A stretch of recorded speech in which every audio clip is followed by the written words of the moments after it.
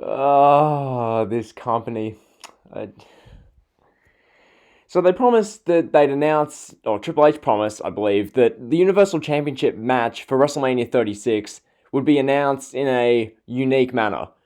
So their version of a unique manner is having Michael Cole stand at ringside and flat out just tell us, oh, the Universal Championship match is now Goldberg versus Braun Strowman. Yeah, I thought they'd do something, a unique manner. To me, that would mean like Braun Strowman grabbing Goldberg's car and flipping it or something. I don't know. Anything creative. But no. Bruce! You clown. That was a unique manner, huh? Michael Cole standing at ringside, running us through a recap of Elias Corbin, and then just announcing, oh yeah, Goldberg's facing Braun Strowman and what will probably be in the main event, and just moving on with the show. Going to like Tucker stretching for his match. What was that? That was your definition of a unique way of announcing Braun Strowman as the number one contender for the Universal Championship. Are you kidding me? Are you for real? Really? That's how you're going to put Braun Strowman against Goldberg? That. Just Michael Cole saying, oh, you know, Goldberg's facing Braun Strowman. Yeah, that's what we're going with. Just, I hate the fact that Braun Strowman is the number one contender. I hate it. He has done nothing in, like, over a year to justify this, okay? Literally, this guy danced with the New Day 3 months ago, and people tried to justify that by saying, oh, but big guys aren't always supposed to be monsters, man. Braun Strowman can dance too, man. So, him dancing with the New Day killed all his credibility, as he's busting a move with Kofi Kingston and Big E, and they're looking at him like, oh my god. So he did that, and then he literally, him and Elias beat up Zayn, Nakamura, and Cesaro every week for 2 months, and then Strowman on the IC title had a bunch of matches where he's putting Nakamura through pianos, and then from here, Strowman loses the IC title to Sami Zayn, a man who literally hadn't won a match in a year. And then that guy, Braun Strowman, hasn't been on TV in 3 weeks, and now all of a sudden, oh, he's number one contender to Goldberg. Why? Tell us why. Give us anything. Give us a reason. Okay? No matter what angle they shot tonight, I was going to reject it, because there's no reason Braun Strowman should be in this match. But the fact of the matter is, Braun Strowman is now facing Goldberg at WrestleMania for the Universal Championship. It's what we expected to happen, but the way they told us tonight, with just having Michael Cole just say it, you couldn't have done anything. That is your unique manner for announcing it. Bruce? Clown? What are you doing? What was that? As I said, this isn't even overly creative, but just have Braun Strowman, confront Goldberg backstage, and then Goldberg pisses off Braun Strowman, so then Braun Strowman goes and flips Goldberg's prized car that costs like $500,000. That isn't even a great storyline, but it's something. Now it's just, oh, Goldberg Strowman. Accept it, you'll watch anyway. It's too big for one night, WrestleMania, so you'll watch anyway. Like, this SmackDown episode tonight, outside of the Ziggler, Otis, Mandy, Tucker, Sonya Deville, Mustafa Ali thing they're doing, that was really good. I was entertained by that. And then this Cena Fiend segment I liked. But outside of that, that was literally it. And that took up a combined, 10 minutes. The rest of this show, we got a Ric Flair vs. Shawn Michaels WrestleMania 24 retirement match on full replay for 45 minutes, which I love that match, but I'm not including that as part of the show's overall grade because that's redundant. That's not showing us anything new for WrestleMania build. Watching old WrestleManias can only get me so excited when I know that the WrestleMania we're getting on Saturday and Sunday, that's not taking place in front of 80, 90, 100,000 people. The WrestleMania is taking place tomorrow and the day after is in front of no one. So, watching that match is redundant. And to coincide with that, we got an opening segment which was more false advertising. They're trying to build up the Miz and Morrison Usos New Day triple threat ladder match, even though the Miz it doesn't compete in the match because he showed up to the show sick, which pissed off the Usos. The Usos didn't want to compete. So, they're false advertising that. If they go ahead with that match, it's so confusing. And then we had a Daniel Bryan Shinsuke Nakamura match, which on paper sounds awesome, but in reality, we got 2 minutes of it, half the match was in commercial, and then it was a DQ schmoz finish. And that was literally the show. Dolph Ziggler versus Tucker, whatever match, the post-match I'll discuss at length. And then, what even else happened on this show? I'm just going to whip out my notes here. Oh yeah, Naomi, Lacey Evans, and Tamina. Disaster. So, that was basically SmackDown. Just that whole announcement thing for the Universal title made me so annoyed. But anyway, without further ado, let's get into the review. I've got plenty of notes and plenty of stuff to expose in this show. This should be a good one, okay? The final go-home show for SmackDown before WrestleMania 36. I've got plenty to say about this. This is probably going to be around 20 minutes. Probably be one of my long SmackDown reviews, but should be a bunch of fun for you guys because I've got a bunch of rant about here. So without further ado, let's get into this. So right away, obviously, are you ready for a good time? We get that as usual. And this week, I noticed, once again, why is The Undertaker in that video package? Why is Brock Lesnar in that package? Why is Shawn Michaels and Triple H in that Are You Ready for a Good Time opening? I was just baffled from the get-go because I actually paid attention. So anyway, that's kind of unrelated, but it's still worth noting. From here, we go to Miz TV with the Usos and the New Day. First off, as I said before, it's such false advertising. As I said, Miz didn't compete at WrestleMania, but I guess they're advertising it, I don't know. They're trying to trick you into buying the pay-per-view so that they get your money, they get your $60, and then from there, it doesn't matter if you're angry because you've given them your money. Like, it's just garbage. So anyway, the Usos come out. They're cutting this promo where, I need to say this, the Usos promos are some of the worst in the company, okay? Whichever creative writer is in charge of writing the Usos promos, it takes no skill because every third word is Us. Genuinely, listen to their promos. You tell Moose. Tell Moose. Oh, we got the title, Zeus. Oos. It's just the word Oos over and over again. Anyway, the New Day come out. They're bickering about nothing. They flip some chairs. Miz and Morrison come onto the stage. They're like boasting that they're still champions. They climb up these ladders, and then New Day and Usos rush them. A brawl begins. Michael Cole's shouting, and then Miz and Morrison stand tall, climb the ladders, and hold the titles to end the opening segment. So nothing really to note there. Like Miz and Morrison posing with the titles, even though Miz doesn't compete at WrestleMania. Anyway, so from here we find out that tonight we'll see Ric Flair's WrestleMania 24 retirement match in full. And I was just like, why? Like, it's an amazing match. I love the match, but why? What does this have to do with anything? This isn't corresponding to any match, but anyway, so from here we go to Naomi versus Lacey Evans versus Tamina. This match, the only interesting notes I took was what happened on commentary, because this, you're going to get a kick out of this if you didn't watch it. So, commentary was with Bayley and Sasha Banks. Sasha Banks is wearing this like blue jumpsuit. She looked like a Smurf. From here, right away, Michael Cole asks Sasha Banks if he could be in her rap album, which I just cracked up laughing because I pictured Michael Cole dropping diss tracks on JBL, which just, that I might need to make a video, the Michael Cole diss track on JBL. That would be hilarious. So from here, we then get Michael Cole informing us that Bayley's been SmackDown Women's Champion for 317 days. I thought, oh my god, she actually has. She's been champion for over 10 months. Like, shows how dead the SmackDown Women's Division's been. Like, she's had no legit matches. Who's she fought against? Charlotte and Schmoz matches, and that's it. So, yeah, that happened. So from here we get Lacey Evans coming down. She puts her giant red hat on Michael Cole. And then, from here, Michael Cole looks like an even bigger clown than he already is. From here, Tamina comes down, and Michael Cole shouts...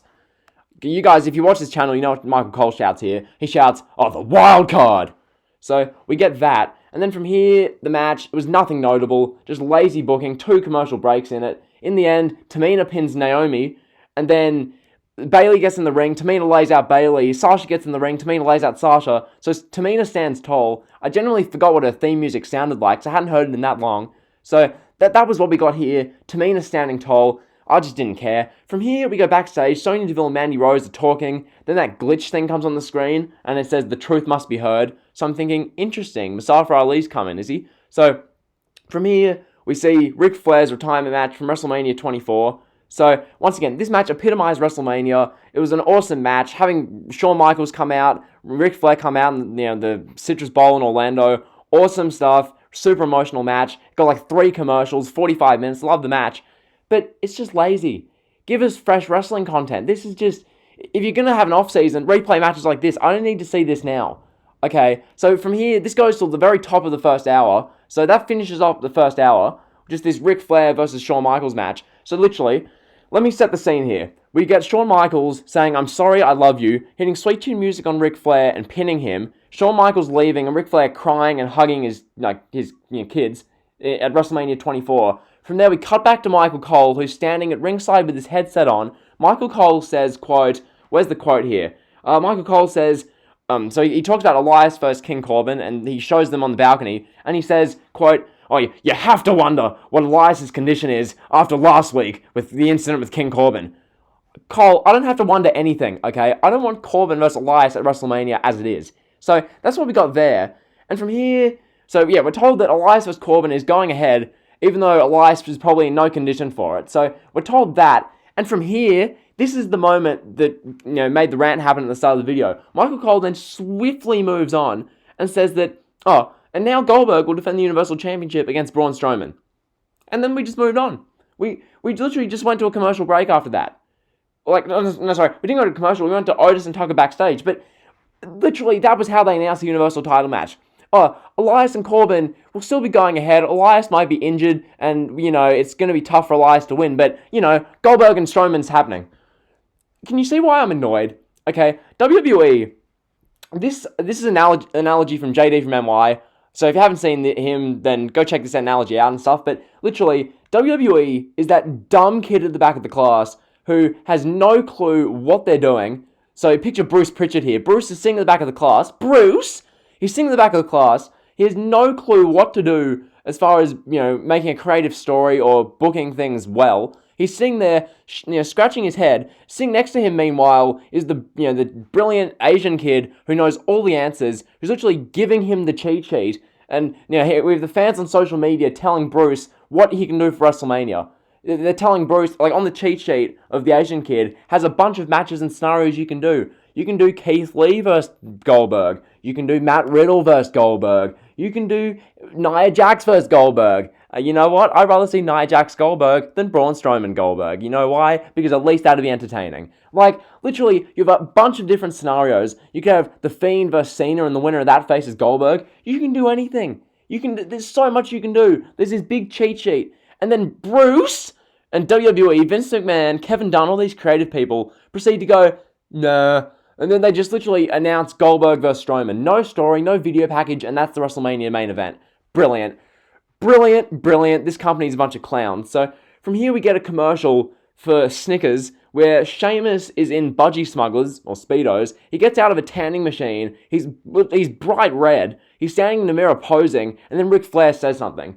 So that was bizarre. From here, we go to Otis and Tucker backstage, and then we proceed to get Tucker versus Dolph Ziggler. Nothing really to note in the match itself between Tucker and Ziggler. They clearly had no in-ring chemistry. Ultimately, Ziggler gets DQ'd by zigzagging Tucker on the steel steps. And from here, okay, I need to go into this. Basically, from here, Ziggler gets the steel steps. He threatens to slam steel steps onto Tucker and take him out. Then Mandy Rose's music hits. So Mandy and Sonya Deville, or Mandy rushes down. Sonya Deville's behind her. So Mandy Rose and Sonya Deville are on the aisleway. They're saying, Dolph, don't do this. No, what are you doing? Stop. From here, Heavy Machinery's music hits. Otis storms down, shouting, Tuggy.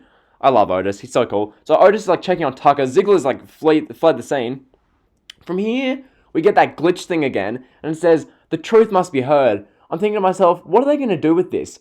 So from here, we get a guy literally sitting, so he's wearing a hood, you can't see his face, he's sitting in a control room, a production truck basically, and then he says, the truth must be heard, and this really deep voice, this deep voice, you can't tell who it is, he proceeds to turn around, click something, and then we see stock footage or recap footage of Valentine's Day where Sonya Deville sent Otis the text message that Mandy would be late, and then she told Mandy, go to the date now.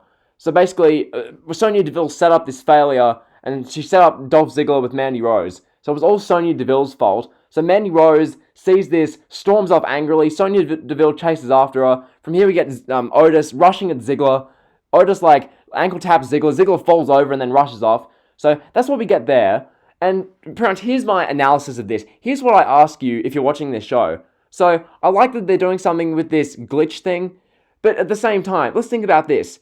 So, if Mustafa Ali and his gimmick is that he's a production crew member who owns stock footage of Sonya Deville, Mandy Rose, Ziggler, if that's his gimmick, then, why? You keep Mustafa Ali off TV for 3 months so that he can be in a production truck hoarding footage of Ziggler, Rose, Deville, this date scenario. And if this isn't Mustafa Ali, who the hell is it, and where the hell is Mustafa Ali? Literally, if this is how you bring Mustafa Ali back, as the perpetrator well, not the perpetrator, but the one who has the proof and the evidence behind the Otis, Ziggler, Rose, DeVille, Tucker storyline. If you're using Ali in that way, seriously, like, what are you doing? So that's what we got there. From here, we go to Daniel Bryan, Shinsuke Nakamura, which, if this was like a pay-per-view main event back in 2018, I'd be all cool for it. Here, it's just this throwaway match. We get a couple of minutes before commercial, we get a commercial break. After the break, we get just a bit more action. So, pretty much, hopefully this is the IC title program after WrestleMania. And also, one other thing I thought, why the hell is Bryan and Gulak like a partnership?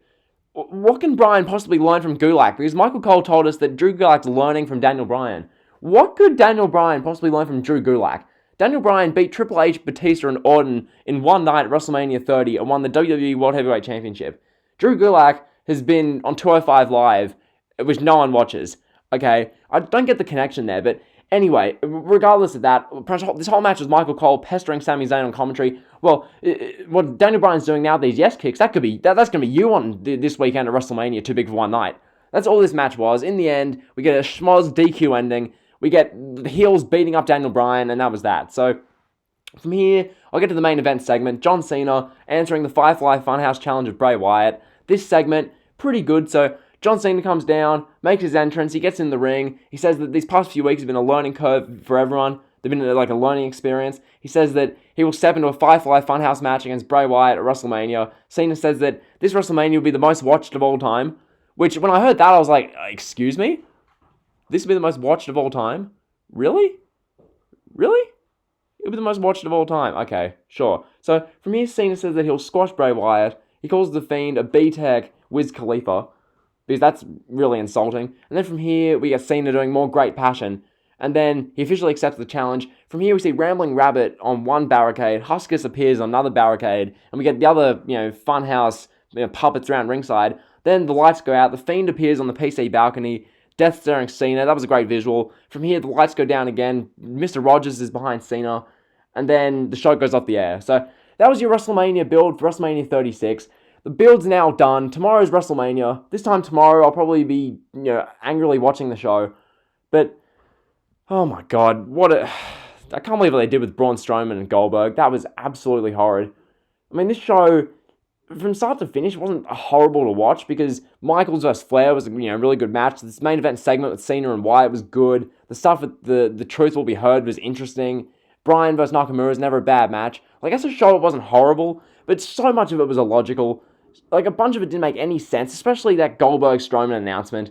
But yeah, on the whole, that was SmackDown, April 3rd, 2020, the final SmackDown before we go to WrestleMania 36. So, if you guys are any more hyped for SmackDown after this show, I don't know what you're watching, but anyway, if you enjoyed the video, be sure to like, comment, sub. You guys know the drill. See ya.